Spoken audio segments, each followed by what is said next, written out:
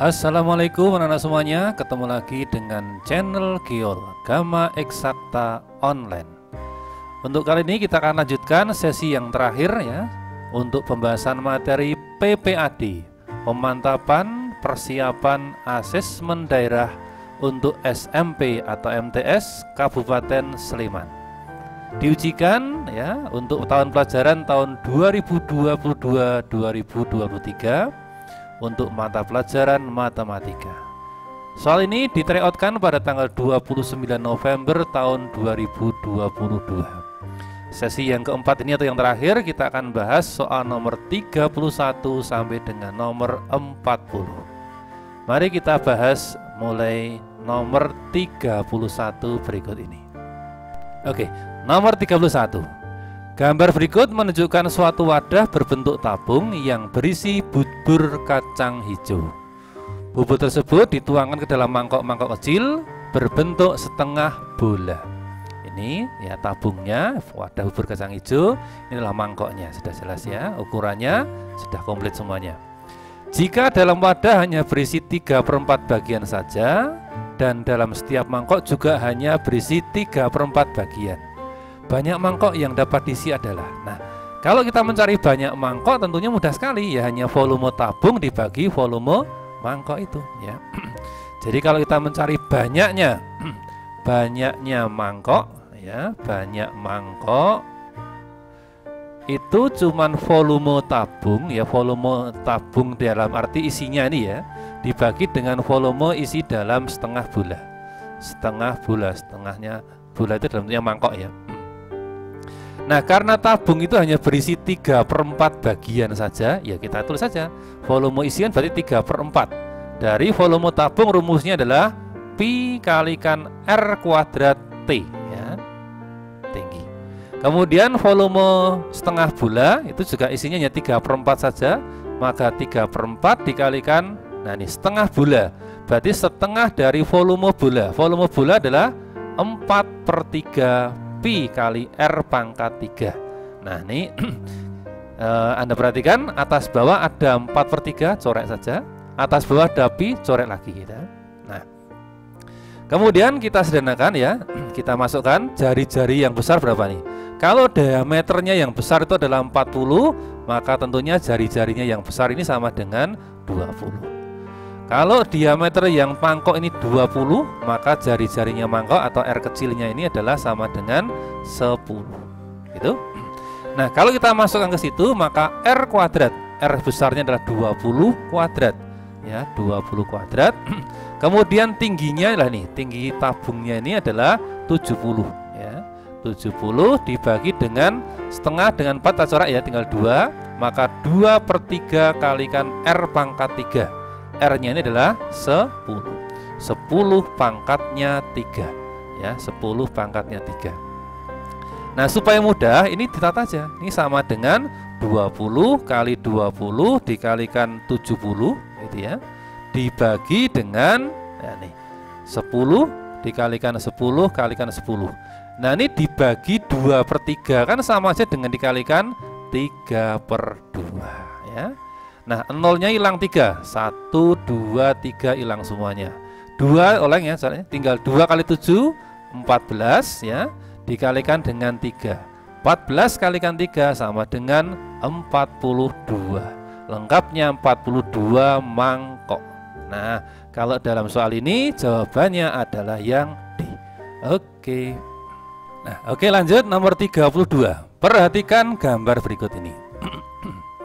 Luas permukaan pada bangun tersebut adalah. Nah, bangun ini kita perhatikan ada 3 bagian. Yang paling kiri ini adalah nomor 1 adalah selimut kerucut. Yang tengah ini adalah selimut tabung ya. Yang paling kanan ini adalah setengah bola. Jadi kalau kita mencari luas permukaannya itu terdiri dari luas ya, selimut kerucut ya, selimut kerucut. Kemudian ditambah yang tengah adalah luas selimut tabung ya, selimut tabung. Dan yang terakhir yang paling kanan adalah luas setengah apa? Setengah bola. Nah, luas selimut kerucut rumusnya adalah Pi kalikan RS. Luas selimut tabung rumusnya 2 Pi RT. Kemudian luas setengah bola ya, setengah dari luas bola itu kan sama dengan 4 Pi ya, setengah dari 4 Pi ya, setengah dari 4 Pi R pangkat 2. Nah, kalau kita perhatikan ini ada angka atau unsur-unsur yang sama, itu apa? Ada unsur Pi kali R, punya Pi kali R, punya Pi kali R. Nah, kita keluar aja Pi kali R. Yang paling kiri masih apa? Masih punya S. Yang tengah masih punya apa? Masih punya 2T. Yang paling kanan, ya ini kita coret 2 dan 4 tinggal 2 ya. Masih 2R. Nah, gitu ya. Nah, sekarang kita masukkan datanya ya. Ini sama dengan Pi-nya 22/7. Jari-jarinya berapa nih? Jari-jarinya sama dengan ini ya. Nah, sama dengan 21. Kemudian S-nya, garis pelukisnya ini 29 ini. 29, kemudian 2T. T-nya adalah 42. Berarti 2 kalikan 42. 2 kalikan 42 ditambah dengan 2R ya. Berarti 2 kalikan 21 ya. Ini kita coret masih 3 ya. Berarti 3 dikalikan dengan 22 sama dengan 66. Ini 29 ditambah dengan 48 ditambah dengan 84 ya maksudnya ya. 29 tambah 84 ya ditambah dengan 42. Jadi sama dengan 66 kita kalikan dengan ini jumlahnya semuanya ini adalah berapa nih? 155. Sehingga kalau kita kalikan 66 kali 165 adalah 10.230. Satuannya cm persegi. Atau di sini jawabannya adalah yang B. Oke. Ya, sekarang kita lanjutkan nomor 33. Perhatikan pernyataan-pernyataan berikut. Ada 1 sampai 8. Ini dipilih mana yang benar. Pertama, 2 buah persegi pasti sebangun. Ya, persegi itu kan sisinya sama ya. Mau diperbesar, diperkecil, pasti nanti akan sebangun. Berarti ini benar. Kemudian yang kedua, 2 persegi panjang pasti sebangun. Nah, ini belum tentu. Coba lihat ya. Ini persegi panjang ya. Ini. Nah, saya buat seperti ini ya. Ini juga persegi panjang ya. Ini kan nggak sebangun ya, tidak sebanding. Berarti ini salah. Kemudian yang kedua, 2 buah belah ketupat pasti sebangun. Belum tentu juga ya, karena belah ketupat itu sudutnya bisa macam-macam. Bisa belah ketupat itu yang ramping seperti ini belah ketupat. Bisa juga belah ketupat itu yang bentuknya gemuk gini ya. Nah, ini kan belah ketupat juga. Ini tidak sebangun, berarti ini salah. Kemudian yang keempat, segitiga sama 2 trapesium sama kaki pasti sebangun. Ini juga belum tentu ya. Trapesium sama kaki itu yang penting kan kakinya itu sama. Nah, kakinya sama gini ya, inilah trapesium. Nah, sekarang kalau saya buat trapesiumnya lebih ceper gini ya. Saya buat gini kan nggak sama nih, juga tidak sebangun ya, karena sudutnya ini sudah berbeda ya. Ini kan beda. Jadi ini jawaban yang salah. Yang kelima, 2 segitiga sama sisi. Nah, segitiga sama sisi itu pasti sebangun, karena kalau diperbesar sudutnya harus sama. Namanya sama sisi ya. Diperbesar terus ini ya, sudutnya harus sama ya. Jadi kalau sudutnya ini sama, yaitu sama-sama semua 60 derajat, maka ini pasti sebangun. Jadi yang sebangun adalah soal jawaban nomor 1 dan nomor 5. 1 dan 5 adalah jawaban yang A. Oke. Ya, lanjut sekarang nomor 34. Perhatikan gambar. Jika Pak Jaka mempunyai kebun berbentuk persegi panjang, kebun tersebut dibagi menjadi 2 bagian, yaitu bagian B, C, E, F yang sebelah sini ya, nih B, C, E, F yang sebelah sini, dan ini ditanami melon ya, dan bagian A, F, E, D yang sebelah kiri ini ya, ini ditanami adalah buah naga, ini sudah berbuah ya, dengan ukuran seperti gambar berikut. Jika A, B, C, D dan B, C, E, F sebangun, nah ini yang jadi perhatian kita di sini ya. A, B, C, D berarti semua kebun ya, dibanding dengan B, C, E, F inilah semuanya ini sebangun ya. 2 gambar ini adalah sebangun. Maka luas kebun Pak Jaka ini berapa? Oke. Sekarang kita lengkapi dulu datanya. Kalau ini panjangnya 30, maka ini juga panjangnya sama ya, 30. Kalau yang ini panjangnya 25, maka juga panjangnya sama ya, 25. Berarti kalau semua nih A, maka yang BF sini ya, dari sini sampai sini berarti sama dengan apa nih? 25 ya. A dikurangi 25. A min 25. Oke. Nah, tadi diketahui bahwa persegi panjang 2 ini sebangun. Kalau dikatakan dia sebangun, maka kita gunakan perbandingan itu, bahwa panjang 1 dibanding panjang 2 itu sama dengan lebar 1 dibanding lebar yang kedua. Panjang 1 yang AB ini ya, AB ini panjang 1 adalah AB. Kemudian panjang 2, nah ini yang berikutnya yang ini BC ini ya, ini dibagi dengan BC. Ini bangun yang kedua. Kemudian lebar yang satu adalah nih AD atau DA nih ya, AD. Kemudian lebar yang kedua adalah ini FB ini ya, yang FB. Nah, sekarang kita masukkan datanya. AB panjangnya A. Kemudian BC itu panjangnya adalah ini 30 dibagi 30. Kemudian AD juga panjangnya sama 30 ya nih ya, AD-nya ini 30 dibanding dengan FB ini A dikurangi 25. Nah, kalau kita kalikan silang itu, maka A dikalikan A kuadrat, A dikalikan 25 min 25A. 30 kali 30 sama dengan 900. Pindah kiri 900-nya, maka jadi A kuadrat min 25A ya, dikurangi 900 sama dengan 0. Nah, sekarang kita faktorkan. Berapa faktornya min 900 yang jumlahnya nanti harus min 25 ya. Berarti ini A berapa nah? Ya. Min 45 dikalikan dengan plus 20. Jadi A-nya sama dengan 45 atau A-nya sama dengan berapa nih? Negatif 20. Negatif 20 adalah nggak mungkin ya, ini tidak pakai karena tidak mungkin panjang itu negatif. Nah, panjangnya A itu adalah 45. Oh, kalau gitu luas kebun Pak Jaka kan AB atau A ini dikalikan dengan AD ya. Ini sudah ketemu panjangnya A itu adalah 45. Maka kalau nyari luas kebun, L-nya itu adalah sama dengan AB dikalikan dengan AD ya, dikalikan dengan AD. AB-nya sama dengan 45 dan AD-nya sama dengan 30. 45 kalikan 30, 45 kali 3 13 5 ya, 135 ya, tambah nolnya 1.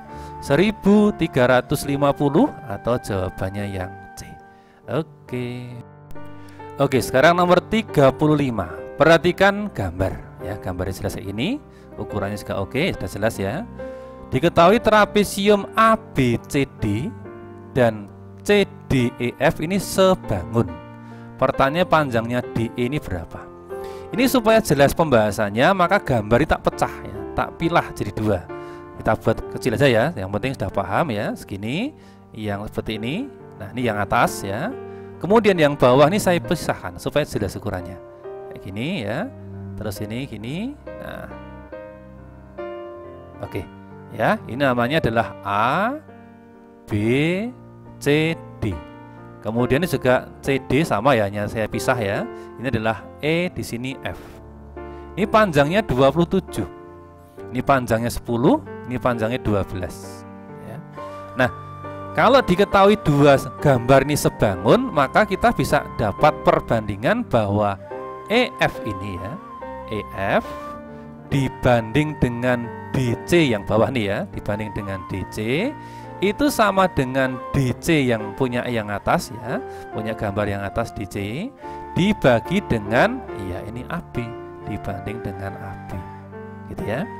Nah, DC kita cari, kita misalkan sebagai X gitu ya, maka ini adalah EF nya itu sama dengan 27, DC nya adalah X ya, ini juga sama X, panjangnya AB adalah 12 ya. Kalau kita kalikan silang, kalikan kan X kuadrat, 27 kalikan 12 adalah 324, maka X nya adalah akar 324, ini kan sama dengan 18. Oke, panjangnya X sudah tahu sama dengan 18. Nah, pertanyaannya panjangnya DE ini berapa? Nah, Kalau kita mencari panjangnya DE, kita gunakan perbandingan kedua. Panjangnya DE ini dibanding dengan BC yang bawah nih ya. DE ini ya, ini dibanding dengan BC atau CB ini ya. BC itu sama dengan panjangnya EF yang ini ya. EF ini, EF dibanding dengan panjangnya apa? DC yang ini. Nah ini ya, dibanding dannya panjangnya DC. Oke, kita akan mencari DC, DE ya. Panjangnya BC adalah ini ya, 10 dibagi 10. EF yang tadi ya, panjangnya 27. Kemudian DC ini panjangnya adalah ya, DC-nya itu ini X ya, yaitu berapa? 18. Nah kalau gitu panjangnya DE itu sama dengan 10 dikalikan 27 dibagi 18 gitu.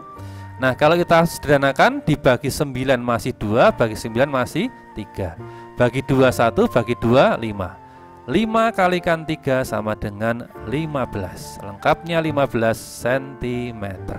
Jawabannya adalah yang D. Oke. Lanjut nomor 36. Diketahui segitiga ABC dengan koordinat seperti gambar berikut ya. Ini sudah jelas gambarnya di koordinat ini. Kemudian segitiga tersebut dirotasikan dengan titik pusat O 0,0 sejauh 90 derajat searah jarum jam. Nah, kemudian direfleksikan terhadap garis X sama dengan 2. Pertanyaannya, koordinat bayangan akhir segitiga tersebut adalah. Nah, kalau secara umum kita buat suatu rumus ya, titik A itu misalnya adalah titik X, Y, kemudian dirotasikan dengan pusat O sejauh 90 derajat searah jarum jam, itu negatif sudutnya. Berarti simbolnya ini adalah siung siku ya, ini O pusatnya sejauh min 90 derajat karena arahnya negatif ya, ini. Maka bayangannya atau A aksennya itu menjadi ya, rumusnya adalah Y, min X. Nah gitu ya. Nah kemudian ini mau kita refleksikan itu dengan garis X sama dengan 2 supaya jelas bayangannya A double aksen seperti apa. Coba kita ingat lagi rumusnya. Secara umum kalau titik P itu titiknya adalah X, Y, direfleksikan oleh X sama dengan H, maka bayangannya atau P aksen rumusnya adalah 2H dikurangi X, Y ya.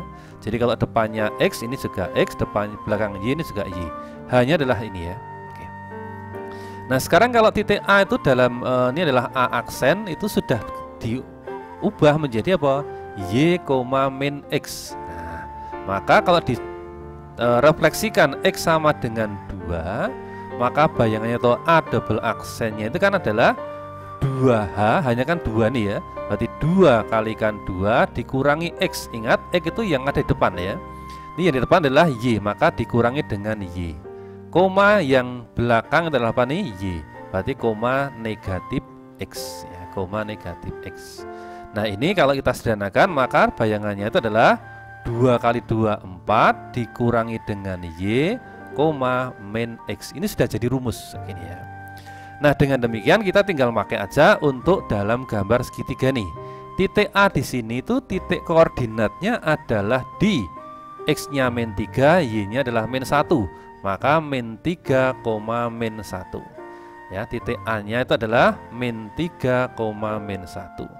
Kemudian titik B-nya ini adalah di titik X-nya itu min 7, kemudian Y-nya itu min 4. Ini adalah min 7, min 4. Sedangkan titik C di sini ya, titik C ini itu adalah X-nya itu adalah min 2, kemudian Y-nya adalah min 6. Berarti ini min 2, min 6. Oke. Nah kemudian yang A kita cek dulu. Karena jawaban dari A, B, C, D ini semua sama ya, maka nggak usah dihitung ini berapa, nggak usah dihitung ya, karena sudah pasti hasilnya sama itu ya. Kita lanjut aja yang B supaya efektif itu ya. B itu titiknya adalah titik min 7, min 4. Nah ini langsung saja ke bayangannya yang paling belakang ya. B double aksennya itu rumusnya sudah ini ya. Rumusnya adalah 4 dikurangi Y. 4, Y-nya itu adalah min 4. 4 min 4 kan plus 4, koma min X ya. Min X adalah min 7, berarti plus 7. Atau B aksennya double aksen itu adalah 8,7. Nah, masih ada dua kemungkinan ya, bisa yang B atau yang D. Terakhir untuk yang C ya, C itu adalah di titik 2 atau min 2, min 6. Nah, ini langsung aja ke sini ya, ketemu C double aksennya ya. Rumusnya 4 dikurangi Y, maka 4 dikurangi min 2, maka 4 tambah 2, koma min X ya, berarti min 2, maka sama dengan 4 ditambah 6 nih ya, ini 6. Min 6 ya, plus 6, kemudian yang belakang adalah min X, berarti 2. Maka C double aksennya itu adalah 4 tambah 6, 10,2. Nah ini ya, maka yang cocok adalah 10,2 yang ini ya, yang bawah. Sehingga jawaban yang benar adalah yang D. Oke. Ya, lanjut nomor 37. Infografis berikut menunjukkan data kependudukan Desa Sumampir, Kecamatan Rembang, Kabupaten Purbalingga, Jawa Tengah. Ya, datanya seperti ini. Nah, sekarang kita arahkan aja ke soal. Berdasarkan infografis tersebut, perhatikan pernyataan sebagai berikut. 1. Jumlah penduduk laki-laki Desa Sumampir mencapai lebih dari 60.000 jiwa. 6.000 jiwa. Nah, kalau Anda perhatikan jumlah penduduk semuanya adalah ini 11.108. Laki-lakinya adalah 52,54%. Nah, berarti kalau kita untuk mengerjakan soal nomor 1, yang laki-laki itu adalah 52,54% kan per 100 ya. Dikalikan jumlah penduduk semuanya 11.108 ya. Ini kalau kita kalikan ya, maka hasilnya sama dengan 5.836 ya. Nah, kalau ditanyakan inilah jumlah mencapai 6.000, benar atau salah? Oh, ini salah ya. Nah, nomor 1 sudah salah, maka nomor ini sudah salah ya. Oke. Jadi jawaban kalau tidak C ya D. Maka kalian nggak usah nyoba nomor 3, kita hanya butuh nomor 2 ini dipastikan ini adalah benar ya. Nomor 2 nggak usah dicoba. Langsung kita mencoba nomor berapa? Nomor 3. Nomor 2 ini mesti benar ya, karena tidak ada pilihan lain ya, karena 1 sudah salah. Kita ketiga, selisih penduduk di usia 65 ke atas dan usia produktif ya, itu adalah 7.040. Usia 65 ke atas mana? Ini. Nah, kemudian usia produktifnya mana nih? Produktifnya yang bawah nih. Nah ini ya, sehingga selisihnya adalah yang besar ya. Selisih itu selalu besar dikurangi kecil. Besarnya adalah 8.424 dan yang kecil adalah 1.384. Ini kita kurangi ya. Ini 0 ya, 4 ya. Ini 0, ini adalah 7 ya, 7.040. Nah, oh ini benar. Oke, jadi nomor 3 ini yang benar. Maka kalau jawaban 3 benar, 2 mesti benar ya, maka jawabannya adalah yang C. Oke. Ya, sekarang nomor 38.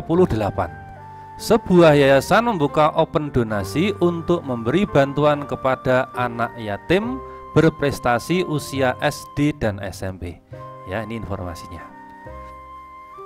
Bantuan akan diberikan kepada 50 siswa SMP ya, jadi sekali lagi datanya ini 50 yang SMP dan 100 siswa SD ya yang berhak menerima. Berdasarkan bantuan yang diberikan untuk setiap siswa SMP sebesar ya SMP 150.000 dan untuk setiap siswa SD itu adalah 100.000.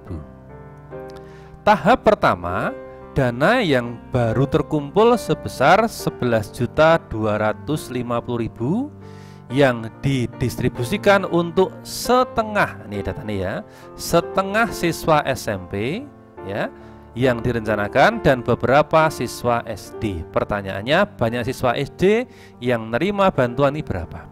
Nah, karena yang SMP baru setengahnya, padahal semuanya kan 50 nih ya, siswa SMP 50 nih ya, 50. Berarti kalau setengahnya berapa nih? Ya berarti baru 25 ya. 25 anak, setiap anak dapat bantuan berapa nih? 150.000. Dikalikan 150.000, Kemudian ditambah dengan yang SD. SD belum tahu berapa anak mau kita cari, N gitu aja ya. Dikalikan kalau SD dapat bantuan berapa nih? 100.000. Dikalikan 100.000 ya. Uang yang tersedia adalah ini 11.250.000 ya. Ini 11.250.000. Oke. 25 kalau kita kalikan dengan 15 kan 375 ya. 375 masih punya 04 ya. 1 2 3 4. Ini sama dengan 100N ya, 100.000 N sama dengan 11.250.000. Maka 100N ya itu sama dengan 11.250, ini kita kurangi 3.750. Kalau kita kurangi ketemunya 7.500.000. Maka N-nya coret nolnya 3, ini 3 ya. 2 lagi. Nah, N-nya sebanyak 75 orang atau jumlah siswa. Yang di sini jawaban yang benar adalah jawaban yang A. Oke. Ya, sekarang lanjut nomor 39. Abi dan Boni akan bermain kelereng. Untuk menentukan siapa yang akan bermain terlebih dahulu, mereka melakukan sweet ya dengan menggunakan jari yang menggambarkan batu gunting kertas. Beberapa kemungkinan ya disajikan dalam tabel berikut. Ini yang ke bawah ini adalah kolomnya Abi, yang mendatar adalah barisnya Boni. Ya, bantu gunting kertas ya dan sama. Ada hasil tos atau sweet itu adalah ada yang seri, ada yang menang si Boni, ada yang Abi yang menang dan seterusnya.